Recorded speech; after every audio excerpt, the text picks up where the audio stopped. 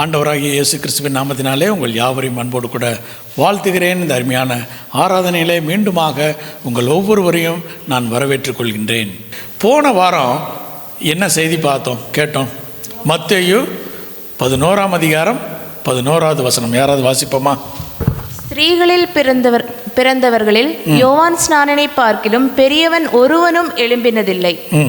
ஆகிலும் பரலோக ராஜ்யத்தில் சிறியவனாயிருக்கிறவன் அவனிலும் பெரியவனாயிருக்கிறான் என்று உங்களுக்கு மெய்யாகவே சொல்கிறேன். பரலோக ராஜ்யத்திலே பிரவேசிக்கிற சிறியவர்கள் யாரா? யோவான் ஸ்நானகனை காட்டிலும் பெரியவர்கள் என்று சொல்லி போன வாரம் பார்த்தோம். ஏன் யோவான் ஸ்நானகன் பெரியவர் என்று சொல்லி வேதம் சொல்லுகிறது என்று சொல்லி போன வாரம் பார்த்தோம். இல்லை, எதனால் பெரியவர்?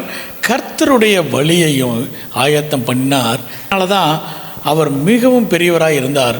நீங்களும் நானும் பரலோக ராஜ்யம் சமீபமாக இருக்கிறது என்று சொல்லி நீங்களும் நானும் இந்த உலகத்திலே சொல்ல வேண்டும்.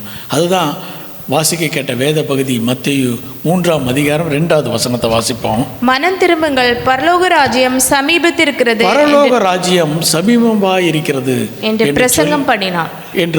நீங்களும் நானும் இந்த காரியத்தை செய்ய வேண்டும் என்று சொல்லி தேவன் விரும்புகிறார். என்ன காரியம்? பரலோக ராஜ்யம் சமீபமாக இருக்கிறது. நேற்று தினத்தில் பார்த்தோம், பரலோக ராஜ்யத்திற்கும் தேவ ராஜ்யத்திற்கும் என்ன வித்தியாசம்னு. என்ன வித்தியாசம்? ஸ்பிரிச்சுவல் கிங்டம், ஒன்று ஃபிசிக்கல் கிங்டம்.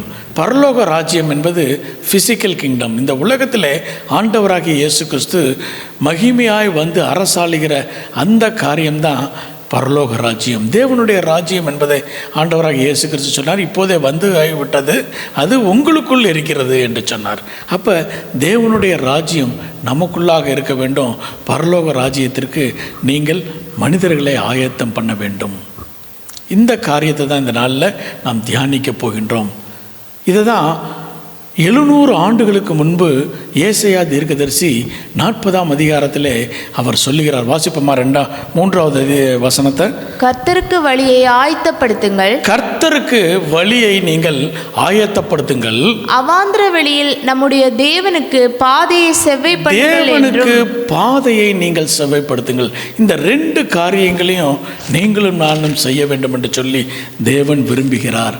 இந்த காரியத்தை எப்படி நீங்களும் நானும் செய்ய முடியும் என்பதை சுருக்கமாக பார்த்துவிட்டு மத்தேயு 3ஆம் அதிகாரம் 8வது வசனம் வாசிப்போமா? மத்தேயு 3ஆம் அதிகாரம். மனம் திரும்புதலுக்கு ஏற்ற கனிகளை கொடுங்கள், மனம் திரும்புதலுக்கு ஏற்ற கனிகளை நீங்களும் நானும் எப்படி கொடுக்க முடியும் என்று சொல்லி இந்த 2 காரியங்களை பார்க்க போகிறோம். முதலாவதாக பரலோக ராஜ்யம் சமீபமாக இருக்கிறது என்று சொல்லி நீங்களும் நானும் கர்த்தருடைய வழியை நீங்கள் ஆயத்தம் பண்ண வேண்டும், தேவனுடைய பாதையை செவ்வை செய்ய வேண்டும். அதை எப்படி செய்ய வேண்டும் என்று சொல்லி நாம் பார்க்க போகிறோம். அதற்கு முன்னதாக ஏசாயா தீர்க்கதரிசியின் புஸ்தகம் எத்தனை அதிகாரம் இருக்குது? 66 அதிகாரம் இருக்கிறது. இந்த ஏசாயா தீர்க்கதரிசியின் புஸ்தகத்தை என்ன சொல்கிறாங்கன்னா ஓல்ட் டெஸ்டமெண்ட்டுடைய காஸ்பல் சொல்கிறாங்க. மொத்தமாக இருக்கக்கூடிய காஸ்பல் புக்ஸ் எவ்வளவு? 4 புஸ்தகங்கள். இதை தியாலஜியில் என்ன சொல்லித்தராங்க? தியாலஜிக்கல் காலேஜில் இந்த ஏசாயா தீர்க்கதரிசியும் என்னுடைய புஸ்தகம் ஒரு காஸ்பல் புஸ்தகம் என்று சொல்லி, இதில் மொத்தம் 66 அதிகாரங்கள் இருக்கிறது. 40வது அதிகாரத்திலிருந்து 66வது அதிகாரம் வரையிலே மொத்தம் எத்தனை? 27 அதிகாரங்கள் புதிய ஏற்பாட்டின் ஹோப், ஒரு நம்பிக்கையை, புதிய நம்பிக்கையை கொடுக்கிற வசனங்களாக இருக்கிறது. அதுதான் மிகவும் முக்கியமான ஒரு காரியம். இந்த 40வது அதிகாரத்தில் என்ன சொல்கிறாரு? யோவான் ஸ்நானகனை குறித்து சொல்கிறாரு, உங்களுக்கு ஒரு தீர்க்கதரிசி வருவார், அவர் உங்களுக்கு வழியை ஆயத்தம் பண்ணுவார், கர்த்தர் வருவார் என்று சொல்லி புதிய நம்பிக்கையை இஸ்ரவேல் மக்களுக்கு கொடுப்பதாக இருக்கிறது. எத்தனை அதிகாரம் இருக்குது? எத்தனை புஸ்தகங்கள் இருக்குது? 27. ஸோ 66ல் 39, 27 இது 2 சேர்ந்து இருக்கிறதுனால 66 புஸ்தகங்கள் இருக்கிறது. ஏசாயா தீர்க்கதரிசியின் புஸ்தகங்கள். ஒரு வசனத்தை கூட வாசிப்போம். 66ஆம் அதிகாரம், ஏசாயா தீர்க்கதரிசியின் புஸ்தகம் 66ஆம் அதிகாரம் 22வது வசனத்தை வாசிப்போம். நான் படைக்க போகிற புதிய வானமும் புதிய பூமியும் எனக்கு முன்பாக நிற்பது போல உங்கள் சந்ததியும் உங்கள் நாமமும் நிற்கும் என்று கர்த்தர் சொல்லுகிறார். கடைசி அதிகாரத்தில் சொல்றாரு, புதிய பூமியையும் புதிய வானத்தையும் கர்த்தர் உண்டாக்குவார் என்று சொல்லி. அதே தான் வெளிப்படுத்துதல் 21ஆம் அதிகாரம் 1வது வசனத்தை வாசிப்போம். பின்பு நான் புதிய வானத்தையும் புதிய பூமியையும் கண்டேன். முந்தின வானமும் முந்தின பூமியும் ஒளிந்து போயின, சமுத்திரமும் இல்லாமற் போயிற்று. போதும். இதே புதிய ஏற்பாட்டிலே அந்த வெளிப்படுத்துதலில் சொல்லப்பட்ட காரியங்கள் எல்லாம் கடைசியாக ஏசாயா தீர்க்கதரிசி சொல்லி முடிக்கின்றார். அப்போ இந்த ஏசாயா தீர்க்கதரிசியின் புஸ்தகம் ஒரு சுவிசேஷ புஸ்தகமாக, பழைய ஏற்பாட்டில் இருக்கக்கூடிய ஒரு சுவிசேஷ புத்தகமாக இருக்கிறது. சரி, ஏசாயா தீர்க்கதரிசியின் புஸ்தகம் 40ஆம் அதிகாரம் 3வது வசனம் மறுபடியும் வாசிப்போம். கர்த்தருக்கு வழியை ஆயத்தப்படுத்துங்கள், அவாந்தர வெளியிலே நம்முடைய தேவனுக்கு பாதையை செவ்வை பண்ணுங்கள். தேவனுக்கு பாதையை செவ்வை பண்ணுங்கள். அதை எப்படி செய்ய முடியும் என்பதை தான் சுருக்கமாக நாம் தியானிக்க போகின்றோம். 4வது வசனத்திலே முதலாவதாக வாசிப்போம். பள்ளங்கள் எல்லாம் உயர்த்தப்பட வேண்டும். முதலாவதாக அதை எப்படி நாம் செய்ய வேண்டும்? கர்த்தருக்கு வழியை எப்படி ஆயத்தம் செய்ய முடியும்? தேவனுடைய பாதையை எப்படி செவ்வைப்படுத்த வேண்டும் என்று சொன்னால், முதலாவதாக என்ன செய்ய வேண்டும்? பள்ளங்கள் எல்லாம் நிரப்பப்பட வேண்டும். வேதாகமத்தில் ஒரு பள்ளத்தாக்கு இருக்குது, எல்லாருக்கும் தெரிஞ்ச ஒரு பள்ளத்தாக்கு. எசேக்கியேல் தீர்க்கதரிசியின் புஸ்தகம் 37ஆம் அதிகாரத்துக்கு திருப்பிக் கொள்வோம். உங்கள் கைகளிலே வேத புஸ்தகம் இருக்குமேயானால் திருப்பிக் கொள்வோம். எசேக்கியேல் தீர்க்கதரிசியின் புஸ்தகம் 37ஆம் அதிகாரத்தில் ஒரு பள்ளத்தாக்கு இருக்கிறது. அந்த பள்ளத்தாக்கு என்ன, எதனாலே நிரப்பப்பட்டிருக்கிறது? உலர்ந்த எலும்புகளினாலே நிரப்பப்பட்டிருக்கிறது. இந்த எசேக்கியேல் தீர்க்கதரிசி என்ன ப்ராஃபெட்டு? மேஜர் ப்ராஃபெட்டுங்கிறாங்க. சில ப்ராஃபெட்டை மேஜர் ப்ராஃபெட்டாகவும், சில ப்ராஃபெட்ஸை என்ன செய்கிறாங்க? மைனர் ப்ராஃபெட்டாகவும் வச்சுருக்காங்க. என்னை பொறுத்த வரைக்கும் ப்ராஃபெட் இஸ் ப்ராஃபெட், இல்லை கர்த்தருடைய ஊழியக்காரன். இது சிறிய புஸ்தகமாக இருப்பதினாலே அந்த தோல் சுருளிலே, ஒரே தோல் சுருளிலே எல்லா புஸ்தகங்களும் அடக்கியபடினாலே அவர்கள் மைனர் ப்ராஃபெட் என்று சொல்கிறார்கள். இந்த எசேக்கியேல் தீர்க்கதரிசியின் புஸ்தகத்தில் 37ஆம் அதிகாரம் 1வது வசனத்தை வாசிப்போம். கர்த்தருடைய கை என்மேல் அமர்ந்து, கர்த்தருடைய கை எசேக்கியேல் தீர்க்கதரிசியின் மேல் அமர்ந்தது. கர்த்தர் என்னை ஆவிக்குள்ளாக்கி, கர்த்தர் எசேக்கியேல் தீர்க்கதரிசியை ஆவிக்குள்ளாக்கினார். இதுதான் 2 காரியம். முதலாவதாக கர்த்தருடைய கை யார் மேலே இருந்துச்சு? எசேக்கியேல் மேல் இருந்தது.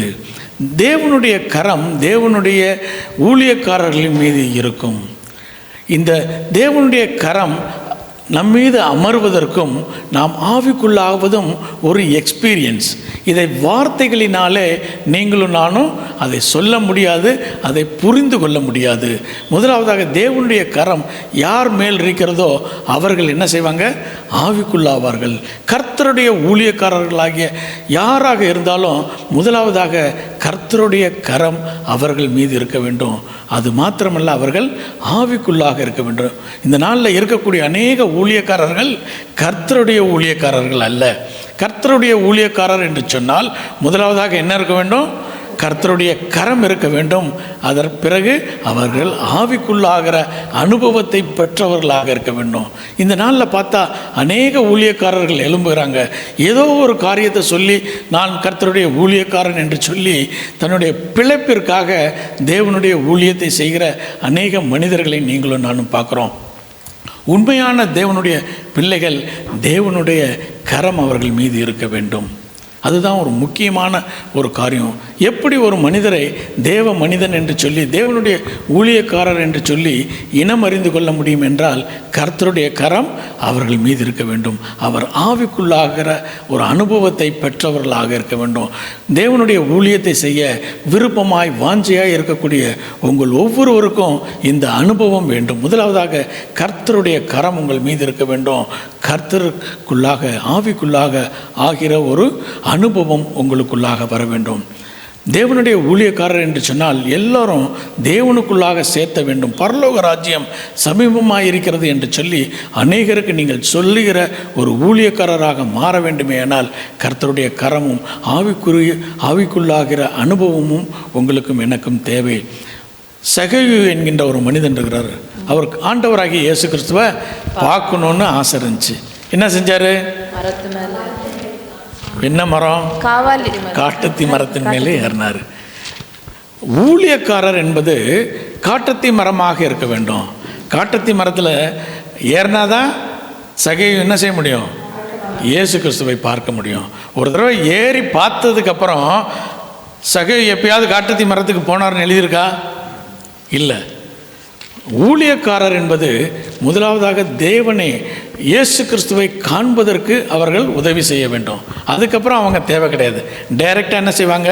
அவர்களும் இயேசு கிறிஸ்துவும் இணைந்து கொள்வார்கள். அவருடைய அன்பிலே வளர்க்க வேண்டும். உங்களுடைய என்னுடைய நட்பு எப்படி இருக்க வேண்டுமே ஆனால் என்னுடைய அன்பு தேவனோடு கூட இருக்க வேண்டும். நம்முடைய அன்பின் மத்தியிலே யார் இருக்க வேண்டும்? இயேசு கிறிஸ்து இருக்க வேண்டும். அப்படி இல்லைன்னா நம்ம ஒரு கிளப்பாக மாறிவிடுவோம். இயேசு கிறிஸ்து நம்முடைய நட்பின் மத்தியிலே இருக்க வேண்டும். இன்றைக்கு அநேக ஊழியக்காரர்கள் என்ன செய்கிறாங்கன்னா, அவங்க ஒரு பிரமிடு, அவங்க ஒரு ராஜ்யம், அவங்க பரலோக ராஜ்யத்தை ஸ்தாபிக்க வரவில்லை. அவர்கள் என்ன செய்கிறாங்க? ஓன் கிங்டம், அவங்களுடைய ஓன் கிங்டம் உருவாக்குகிறார்கள். ஆண்டவராகிய இயேசு கிறிஸ்துவனுடைய டிசைப்பிளை உருவாக்க வேண்டாம். அவங்களுக்கு யாருடைய டிசைப்பிளை உருவாக்கணும்? தன்னுடைய டிசைப்பிளை உருவாக்க வேண்டும் என்று சொல்லி வாஞ்சியோடு செய்கிறார்கள். அவர்கள் தேவனுடைய ஊழியக்காரர்கள் அல்ல. தேவனுடைய ஊழியக்காரர்கள் என்று சொன்னால் பரலோக ராஜ்யத்தில் இங்கே ஸ்தாபிக்கப்படுவதற்காக உதவி செய்கிறவர்களாய், அதற்காக உழைப்பவர்களாக இருக்க வேண்டும். அப்படிப்பட்ட கர்த்தருடைய ஊழியக்காரர்களின் மீது யாருடைய கை இருக்குமா? கர்த்தருடைய கை இருக்கும். அவர்கள் என்ன செய்வாங்க? எப்படிப்பட்ட அனுபவத்தை பெறுவார்கள்? ஆவிக்குரிய அனுபவத்தை அவர்கள் பெறுவார்கள். ஆவிக்குரிய அனுபவம் என்றால் என்ன? உலகத்தின், அதாவது மாமிச அனுபவம் என்றால் என்ன என்று சொல்லி பார்க்க வேண்டுமே ஆனால் ஆதியாகமம் 8ஆம் அதிகாரம் 7வது வசனத்தில் வாசிப்போம். ஒரு காகத்தை வெளியே விட்டான். அது புறப்பட்டு பூமியின் மேல் இருந்த ஜலம் வற்றி போகும் வரைக்கும் போகிறதும் வருகிறதுமாய் இருந்தது. போக்கும் வரத்துமாக இருந்தது என்று சொல்லி இந்த சம்பவம் நமக்கு தெரியும். நோவா என்ன செய்கிறாரு? இந்த கடைசியாக ஜலம் வற்றி விட்டதா என்று சொல்லி முதல்ல எந்த மிருகத்தை அனுப்புகிறாரு? காகத்தை அனுப்புகிறாரு. இந்த காகம் வெளியே போனோன்னு என்ன பார்த்துச்சு? அநேக விதமான மாமிசங்கள், பிரேதங்கள், மரித்து போன பிரேதங்களை பார்த்தோன்னே அதுக்கு என்ன ஆயிடுச்சு?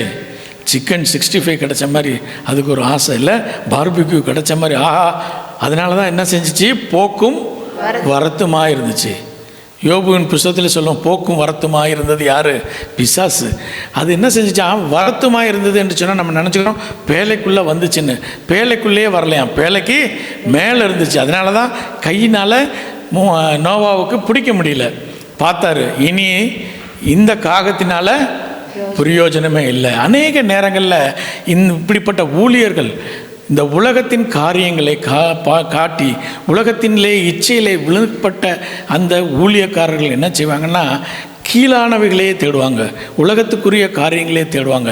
நீங்களும் நானும் கர்த்தருடைய ஊழியக்காரர்களா ஆனால் எப்படி இருக்க வேண்டும்? 8வது வசனத்தை வாசிப்போம். பின்பு பூமியின் மேல் ஜலம் குறைந்து போயிட்டோ என்று அறியும்படி ஒரு புறாவை தன்னிடத்திலிருந்து வெளியே விட்டார். ஒரு புறாவை, அப்படிப்பட்ட மனிதர்களாய் நீங்களும் நானும் இருக்கணும். அந்த புறா எதை அடையாளப்படுத்துகிறது என்றால் ஆவிக்குரிய அனுபவம். தொடர்ந்து வாசிப்போம். பூமியின் மீது எங்கும் ஜலம் இருந்தபடியால் அந்த புறா தன் உள்ளங்கால் வைத்து இளைப்பாற இடம் காணாமல் திரும்பி பேழையிலே அவனிடத்தில் வந்தது.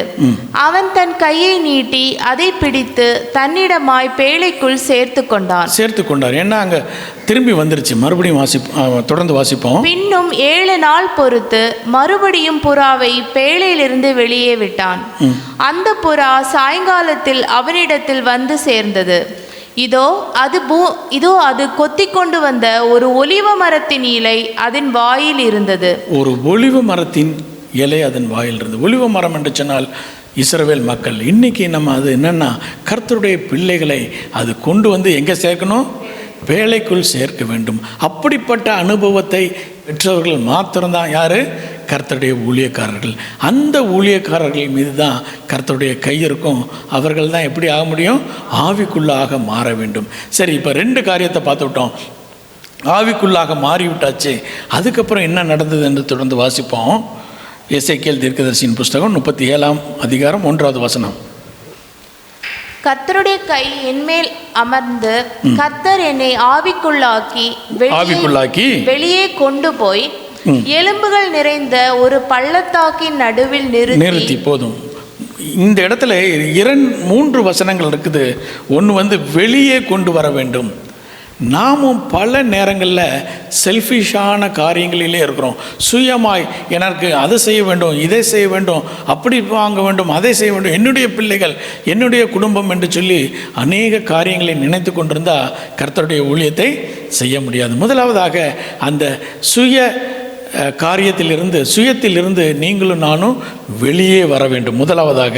இரண்டாவதாக என்ன செஞ்சார்னா நடுவிலே நிறுத்துகிறார். முதலாவதாக என்ன செய்யணும்? கர்த்தருடைய கை இருக்கணும், ஆவிக்குள்ளாக மாற வேண்டும். சுயத்திலிருந்து வெளியே வரும்போது தான் எங்கே நடுவில் நிற்க முடியும்? தேவனுடைய சித்தத்தின் மையத்துக்கு நீங்கள் வர வேண்டும். தேவனுடைய சித்தத்தின் மையத்திற்கு வர வேண்டுமே ஆனால் நீங்கள் இந்த 3 காரியங்களை செய்தால் மாத்திரமே தேவனுடைய சித்தத்திற்கு நடுவிலே வர முடியும். தொடர்ந்து வாசிப்போம். எலும்புகள் நிறைந்த ஒரு பள்ளம். இரண்டாவதுங்களா? என்னை அவைகளின் அருகே சுற்றி நடக்க பண்ணுகிறார்.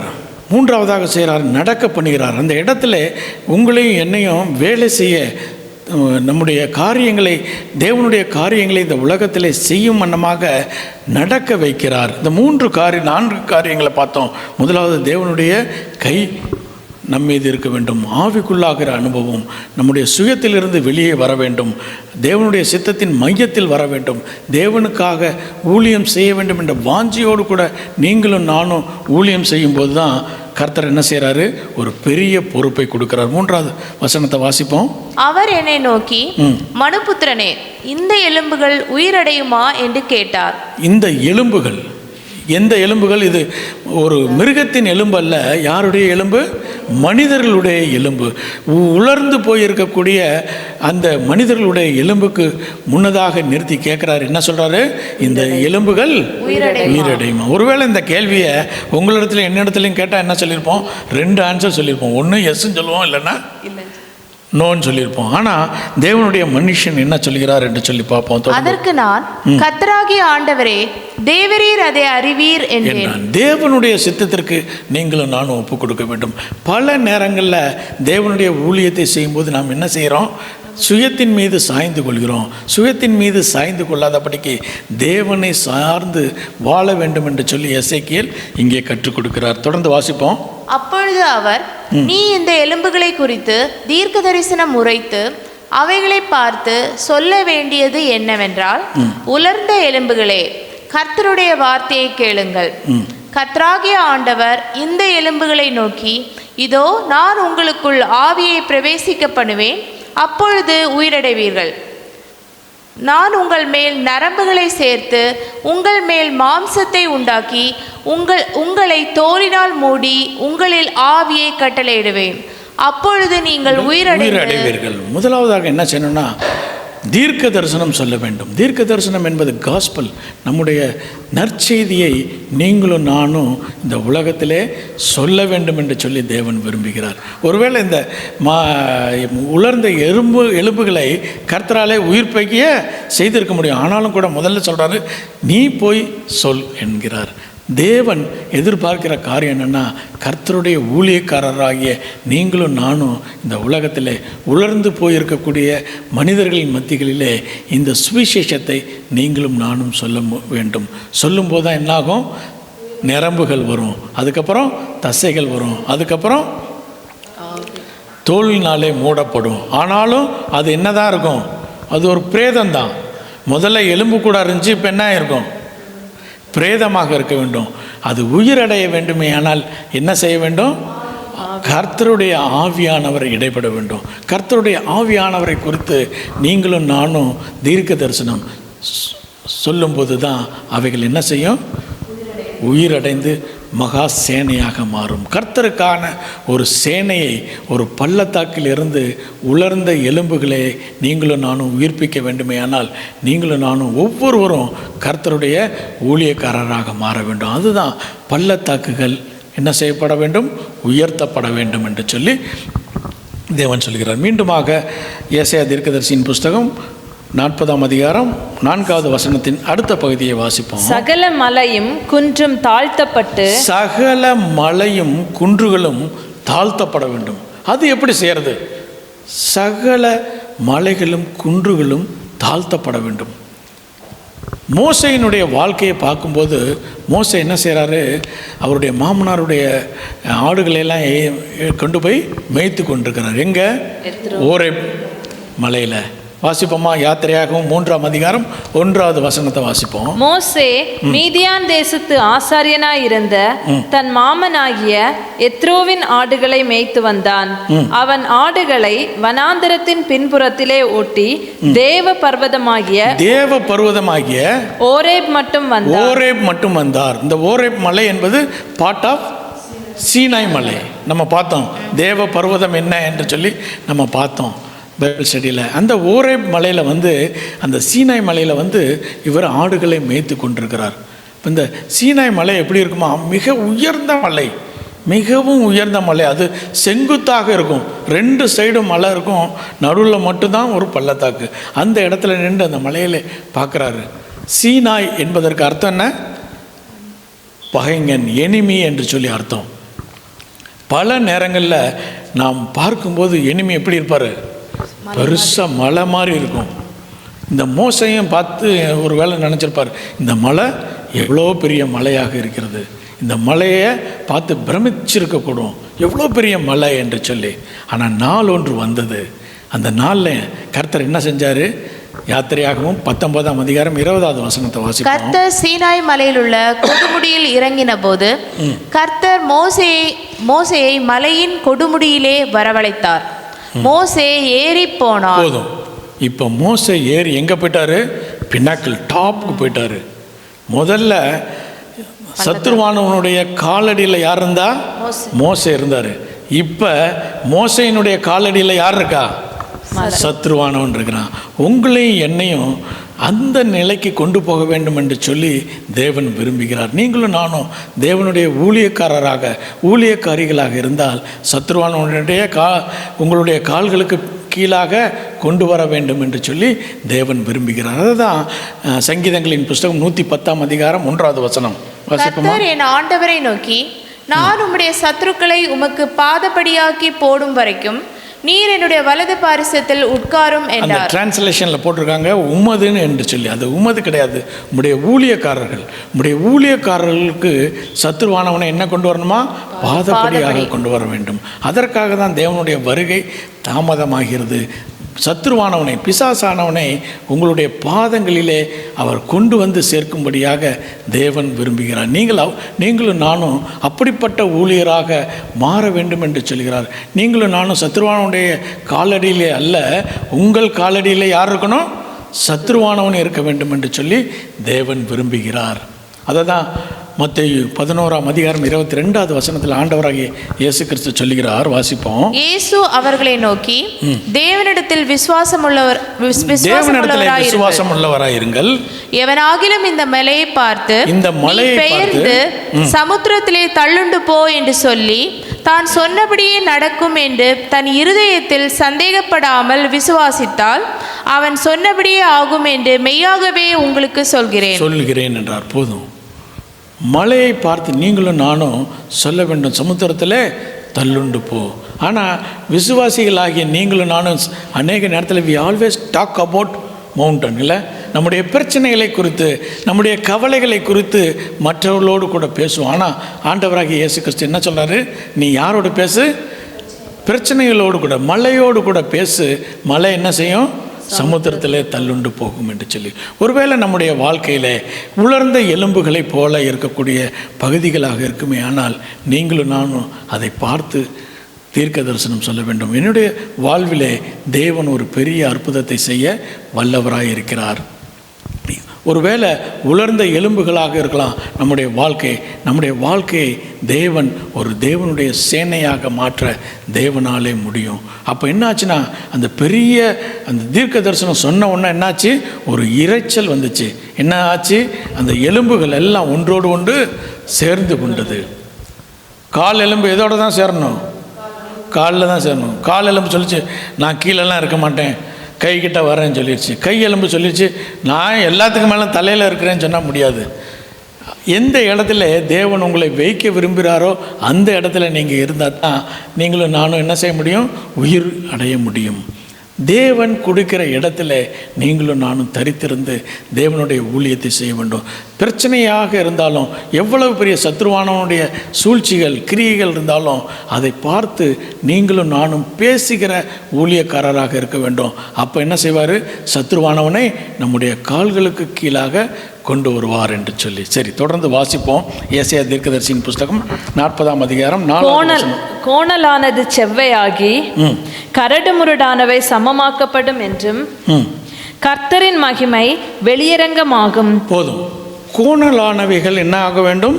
செவ்வையாக வேண்டும். அது எப்படி ஆக முடியும் என்று சொன்னால், நீதிமொழிகள் 2ஆம் அதிகாரம் 15 சில வசனங்களை வாசிப்போம். மாறுபாடான பாதைகளிலும் கோணலான வழிகளிலும் நடக்கிறவர்களுக்கும் நீ தப்புவிக்கப்படுவாய்.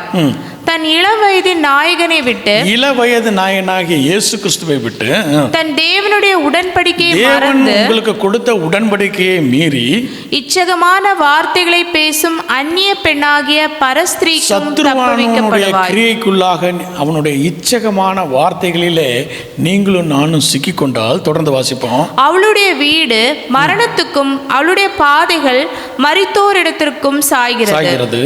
அவளிடத்தில் போகிறவர்களில் ஒருவரும் திரும்புகிறதும் இல்லை. ஒருவரும் திரும்ப வரமாட்டான். சத்ருவானுடைய இச்சகமான வழிகளிலே பேச்சிலே நீங்களும் நானும் விழுந்து போனா திரும்பி இந்த பக்கம் வர முடியாது. தொடர்ந்து வாசிப்போம். ஜீவ பாதைகளில் வந்து சேருகிறதும் இல்லை. ஆதலால் நீ நல்லவர்களின் வழியிலே நல்லவர்கள் வழிகளிலே நடக்க வேண்டும். நீங்கள் நல்லவர்கள் யார் என்று சொல்லி அறிந்து கொண்டு அவர்கள் வழியிலே நடக்க வேண்டும் என்று சொல்லி நீதிமொழிகள் சொல்லுகிற. தொடர்ந்து வாசிப்போம். நீதிமான்களின் பாதைகளை காத்து கொள்வாயாக. செவ்வையானவர்கள் பூமியிலே வாசம் பண்ணுவார்கள், உத்தமர்கள் அதிலே தங்கியிருப்பார்கள். துன்மார்க்கரோ பூமியிலிருந்து அறுப்புண்டு போவார்கள், துரோகிகள் அதில் இராதபடிக்கு நிர்மூலமாவார்கள். கோணலான வழிகளை செவ்வைப்படுத்த வேண்டுமே ஆனால் இச்சகமான வார்த்தைகள், சத்ருவானவன் ஒருவேளை மனிதர்களை கொண்டு இச்சகமான வார்த்தைகளை நம்மிடத்தில் பேசும்போது நீங்களும் நானும் இனம் கொண்டு கொள்ள வேண்டும். அது என்ன என்று சொல்லி இனம் அறிந்து கொண்டு அதை விட்டு விலகி நல்லவர்கள் நடக்கின்ற வழிகளிலே நீங்களும் நானும் நடக்கும்போது தான் என்னாகும்? கோணலானவைகள் செவ்வையாக மாறும் என்று சொல்லி மீண்டுமாக ஏசாயா தீர்க்கதரிசியின் புஸ்தகம் 40ஆம் அதிகாரம் 4வது வசனத்தின் அடுத்த பகுதியை வாசிப்போம். கரடு முரடான காரியங்கள் சமமாக்கப்படும். கரடு முரடான கல்லான காரியங்கள், நம்முடைய வாழ்க்கையில் இருக்கக்கூடிய கடினமான காரியங்கள் மாறும் என்று சொல்லி இந்த வசனம் எல்லாருக்கும் தெரிஞ்ச வசனம். எசேக்கியேல் 36:26. உங்களுக்கு நவமான இருதயத்தை கொடுத்து உங்கள் உள்ளத்திலே புதிதான ஆவியை கட்டளையிட்டு கல்லான இருதயத்தை உங்கள் மாம்சத்திலிருந்து எடுத்து போட்டு, மாமிசத்திலிருந்து கல்லான இருதயத்தை எடுத்து போட்டு சதையான இருதயத்தை உங்களுக்கு கொடுப்பேன். கல்லான இருதயத்தை தேவனாலே மாற்ற முடியும். பார்வோனின் இருதயத்தை கடினப்படுத்தின தேவனாலே கல்லான இருதயத்தையும் சதையான இருதயமாக மாற்ற முடியும். தேவனுடைய கரத்தில் ஒப்பு கொடுத்து இந்த காரியங்களுக்காக ஜெபிக்கிற போது கர்த்தரால் கூடாத காரியம் ஒன்றுமில்லை. இந்த காரியங்களை தொடர்ந்து வாசிப்போம். உங்கள் உள்ளத்திலே என் ஆவியை வைத்து உங்களை என் கட்டளைகளில் நடக்கவும் என் நியாயங்களை கைக்கொள்ளவும் அவைகளின்படி செய்யவும் பண்ணுவேன். கர்த்தர் சொல்றார், என்னுடைய ஆவியை உங்களுக்கு தருவேன். கர்த்தருடைய ஆவியை நீங்களும் நானும் பெற்றுக்கொண்டால் மாத்திரமே இந்த காரியங்கள் எல்லாம் நடக்கும். தொடர்ந்து வாசிப்போம். உங்கள் பிதாக்களுக்கு நான் கொடுத்த தேசத்திலே நீங்கள் குடியிருப்பீர்கள், நீங்கள் என் ஜனமாயிருப்பீர்கள், நான் உங்களுடைய தேவனாயிருப்பேன். உங்களுக்கும் எனக்கும் ஒரு இடம் வாக்குத்தத்தம் பண்ணப்பட்டிருக்கிறது. ஆண்டவராகிய இயேசு கிறிஸ்து சொல்றார், நான் முன்னதாக போய் உங்களுக்காக ஒரு இடத்தை ஆயத்தம் பண்ணுவேன். அந்த இடத்தை நீங்களும் நானும் சுதந்திரித்து கொள்ள வேண்டும். நீங்களும் நானும் தேவனுடைய ஜனமாக இருப்போம். தேவன் நம்முடைய தேவனாய் இருப்பார். அப்படி என்றால் நீங்களும் நானும் தேவனுடைய கரத்தில் ஒப்பு கொடுக்க வேண்டும். 4 காரியங்களை பார்த்தோம். எப்படி கர்த்தருடைய வழியை ஆயத்தம் பண்ண முடியும், தேவனுடைய பாதையை செவ்வைப்படுத்த முடியும் என்று சொல்லி 4 காரியம் பார்த்தோம். என்னென்ன காரியம் பார்த்தோம்? பள்ளங்கள் எல்லாம் நிரப்பப்பட வேண்டும். 2வது, மலைகளும் குன்றுகளும் தாழ்த்தப்பட வேண்டும். கோணலானவைகள் செவ்வையாக்கப்பட வேண்டும், கரடு முரடானவைகள் சமமாக்கப்பட வேண்டும். இந்த காரியங்களை நீங்களும் நானும் செய்ய வேண்டும். முதலாவது நம்முடைய வாழ்க்கையிலே இப்படிப்பட்ட அனுபவங்களை பெற்றுக்கொள்ள வேண்டும். இப்படிப்பட்ட சூழ்நிலையிலே கடந்து வருகிறவர்களுக்கு நீங்களும் நானும் உதவி செய்ய வேண்டும் என்று சொல்லி தேவன் விரும்புகிறார். அதுதான் கர்த்தருக்கு வரியை ஆயத்தம் பண்ணப்படுகிறது, தேவனுடைய பாதையை செவ்வைப்படுத்த வேண்டும் என்று சொன்னால் இந்த காரியங்களை நீங்களும் நானும் செய்ய வேண்டும். கடைசியாக மத்தேயு 3ஆம் அதிகாரம் 8வது வசனம். கனிகளை கொடுங்கள், இப்பொழுதே கோடாரியானது மரங்களின் வேர் அருகே வைத்திருக்கிறது. ஆகையால் நல்ல கனி கொடாத மரமெல்லாம் வெட்டுண்டு அக்கினியிலே போடப்படும். மனம் திரும்புங்கள், மனம் திரும்புதலுக்கான கனியை கொடுக்க வேண்டும். கனி கொடுக்கிற ஜீவியம். மனம் திரும்பிட்டேன்னு வாயில் சொல்லிட்டு அதுக்கான கனிகளே ஒன்றுமே வரலன்னா என்ன அர்த்தம்? மனம் திரும்பலைன்னு அர்த்தம். நீங்களும் நானும் கனி கொடுக்கிற ஜீவியத்தை நீங்களும் நானும் வாழ வேண்டும் என்று சொல்லி தேவன் விரும்புகிறார். அதுதான் யோவான் 15ஆம் அதிகாரம் 4வது வசனத்திலிருந்து வாசிப்போம். யோவான் 15ஆம் அதிகாரம் 4வது வசனத்திலிருந்து வாசிப்போம். என்னில் நிலைத்திருங்கள், நானும் உங்களில் நிலைத்திருப்பேன். கொடியானது திராட்சை செடியில் நிலைத்திராவிட்டால் அது தானாய் கனி கொடுக்க மாட்டாதது போல நீங்களும் என்னில் நிலைத்திராவிட்டால் கனி கொடுக்க மாட்டீர்கள். நானே திராட்சை செடி, நீங்கள் கொடிகள். ஒருவன் என்னிலும் நான் அவனிலும் நிலைத்திருந்தால் அவன் மிகுந்த கனிகளை கொடுப்பான். என்னை அல்லாமல் உங்களால் ஒன்றும் செய்யக்கூடாது. போதும். நீங்களும் நானும் கனி கொடுக்கிற ஜீவியத்தை வாழ வேண்டும் என்று சொல்லி இரட்சிப்புக்கான கனியை கொடுக்க வேண்டும், மனம் திரும்புதலுக்கான கனியை கொடுக்க வேண்டும் என்று சொல்லி தேவன் விரும்புகிறார். நீங்களும் நானும் கனி கொடுக்கிற ஜீவியத்தை வாழ முடியாதபடிக்கு இருக்கக்கூடிய சூழ்நிலை எதனால் என்று சொல்லி நேற்றைய தினத்தில் தியானித்தோம் இல்லை? சரி, மீண்டுமாக அதை ஒரு தடவை கூட ரிவைஸ் பண்ணுவோம். எபேசியர் 2ஆம் அதிகாரம் 8வது வசனத்தை வாசிப்போம். கிருபையினாலே விசுவாசத்தை கொண்டு ரட்சிக்கப்பட்டீர்கள். நம்ம எப்படி ரட்சிக்கப்பட்டோமா? கிருபையினாலே விசுவாசத்தை கொண்டு. தேவ கிருபையினாலும் நம்முடைய விசுவாசத்தினாலும் நீங்கள் ரட்சிக்கப்பட்டீர்கள். இது உங்களால் உண்டானது அல்ல, இது தேவனுடைய ஈவு. ஒருவரும் பெருமை பாராட்டாதபடிக்கு இது கிரியைகளினால் உண்டானது அல்ல. இது கிரியைகளினாலே உண்டானது அல்ல. அப்போ என்ன சொல்கிறாருன்னா, கிரியினால் கிடையாது. நம்முடைய அநேக சன்மார்க்கர்கள் அநேக காரியங்களை செய்கிறார், நல்ல காரியங்களை செய்கிறார்கள். அவர்களினாலே எதை பெற்றுக்கொள்ள முடியாது? இந்த ரட்சிப்பை பெற்றுக்கொள்ள முடியாது. நீங்களும் நானும் ரட்சிப்பை பெற்றுக்கொள்ள வேண்டுமேயானால் நம்முடைய விசுவாசமும் தேவனுடைய கிருபையும் இருந்தால் மாத்திரமே நீங்களும் நானும் அதை சுதந்திரித்து கொள்ள முடியும். அப்போ கிரியை முக்கியம் இல்லையா? கிரியை முக்கியம் இல்லையா? சரி, நேற்று நாங்கள் பார்த்தோம். உங்களுடைய வராதவர்களுடைய பெனிஃபிட்காக நாங்கள் இன்னொரு தடவை ரிஃப்ரெஷ் பண்ணலாம். 3 விதமான கருத்துகள் இருக்குது. ஒன்று ரட்சிக்கப்பட்டு விட்டோம். எதனாலே? கிருபையினாலே விசுவாசத்தை கொண்டு ரட்சிக்கப்பட்டு விட்டோம். அந்த ரட்சிப்பை நீங்களும் நானும் பற்றி கொள்ள வேண்டுமே ஆனால் நீங்கள் நானும் என்ன செய்ய வேண்டும்? கிரியை செய்ய வேண்டும், நற்கிரியைகளை செய்ய வேண்டும் என்று சொல்லி. இது கத்தோலிக்க போதனை. நற்கிரியைகளை கண்டிப்பாக நீங்கள் செய்ய வேண்டும் என்று சொல்லி. இது சரியா? சரி. 2வது ஒரு காரியம் என்னன்னா, கிரிகையும் முக்கியம், விசுவாசமும் முக்கியம். இரண்டுமே முக்கியம். இவங்க ஒரு சேஃபஸ்ட் கேம் விளையாடுறாங்க. எப்படி? கிரியும் முக்கியம், விசுவாசமும் முக்கியம்னு சொல்லி முடிச்சிட்டாங்க. 3வது தரப்பு மக்கள் சொல்கிறாங்க, அதுதான் இந்த மாடர்ன் சர்ச்சஸில் சொல்லக்கூடிய காரியம். எது முக்கியம் இல்லை, கிரியை முக்கியம் இல்லை. எது மட்டும் இருந்தால் போதும்? விசுவாசம் மட்டும் இருந்தால் போதுங்க. நீங்கள் எங்கே போயிடலாம்? பரலோகம் போயிடலாம். நீங்கள் ஒன்றும் கவலைப்பட வேண்டாம். விசுவாசம் மட்டும், இயேசு கிறிஸ்துவை விசுவாசியுங்கள், என்ன ஆயிடலாம்? நீங்கள் ரட்சிக்கப்பட்டாச்சு, பரலோக ராஜ்யத்தில் நீங்கள் போக முடியும்னு. இந்த 3 காரியங்களுமே தவறான ஒரு காரியம். என்னென்ன காரியம்? முதல்ல என்ன பார்த்தோம்?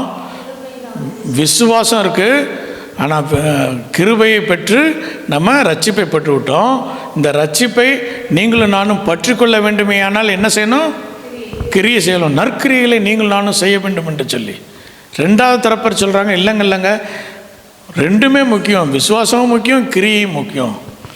மூன்றாவது தரப்பு என்ன சொல்கிறாங்க, கிரியை மற்றும் கிரியெல்லாம் வேண்டாங்க, விசுவாசித்தா போதும், ஈஸி சால்வேஷன், ஈஸியாக உங்களுக்கு சால்வேஷனை கொடுத்துடலாம். இந்த மூன்றுமே தவறு. எது சரி என்று சொன்னால், என்னை பொறுத்த வரைக்கும் கிரியையும் விசுவாசத்தையும் நீங்களும் நானும் பிரிக்கவே முடியாது. அதை தான் ஆண்டவராகிய இயேசு கிறிஸ்து சொல்கிறார், யோவான் 6ஆம் அதிகாரம் 29வது வசனம் என்று சொல்லி நினைக்கிறேன். பிரதியுத்தரமாக, அவர் அனுப்பினவரை நீங்கள் விசுவாசிப்பதே தேவனுக்கேற்ற கிரியை. 6:29, யோவான் 6ஆம் அதிகாரம் 29. ஒரு விசை கூட வாசிப்போம், மீண்டும் ஒரு விசை. இயேசு அவர்களுக்கு பிரதியுத்தரமாக, அவர் அனுப்பினவரை நீங்கள் விசுவாசிப்பதே தேவனுக்கேற்ற கிரியையாயிருக்கிறது. தேவனை, இயேசு கிறிஸ்துவை விசுவாசிப்பதே கிரியை என்று சொல்கிறார். அப்ப கிரியையும் விசுவாசத்தையும் பிரிக்க முடியாது. விசுவாசம் இருந்தால் அதனுடைய அவுட்கம் தான் என்னது, கிரிகை. கிரிகை நற்கிரியை வெளிப்படலைன்னா என்ன அர்த்தம், விசுவாசம் இன்னும் பரிபூர்ணப்படவில்லை என்று சொல்லி அர்த்தம். அந்த விசுவாசம் உங்களுக்கு எனக்கும் பரிபூர்ணப்படுமே ஆனால் நற்கிரியைகள் நிச்சயமாக நமக்கு கிடைக்கும். மார்க்கு 4ஆம் அதிகாரம் 6வது வசனத்தில் ஆண்டவராகிய இயேசு கிறிஸ்துவனுடைய தலையில் ஒரு பெண்மணி என்ன செய்கிறா, தைலத்தை ஊற்றும் போது ஆண்டவராகிய இயேசு கிறிஸ்து என்ன சொல்கிறாருன்னு வாசிப்போம்.